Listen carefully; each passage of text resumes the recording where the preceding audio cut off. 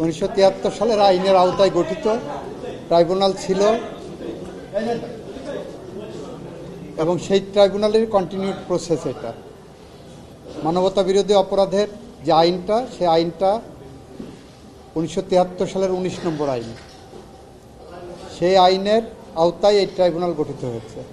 July August গণঅভ্যুত্থান যেটা হয়েছে, সেখানে যে রেঞ্জে মানুষ মারা গেছে, যেভাবে গেছে, এখানে দেখাচ্ছে মানবতা বিরোধী অপরাধের উপাদান আছে।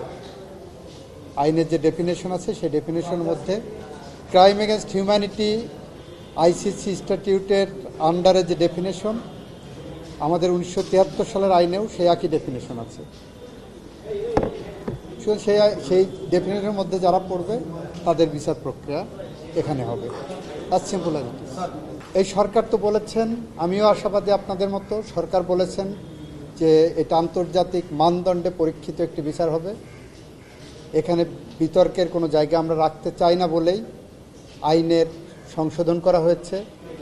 কনসালটেশনের বেসিসে আইন সংশোধন করা হয়েছে এখানে, এবং সেখানে যা যা প্রয়োজন একটি নিরপেক্ষ, স্বচ্ছ, জবাবদিহিতামূলক এবং ন্যায় বিচার প্রতিষ্ঠা করার জন্য যা যা প্রয়োজন তা সবই এখানে নিশ্চিত করা হবে বলে আমি প্রত্যাশা করি, এবং সেখানে অ্যাটর্নি জেনারেল অফিসের কোনো সহযোগিতা লাগলে আমরা করব।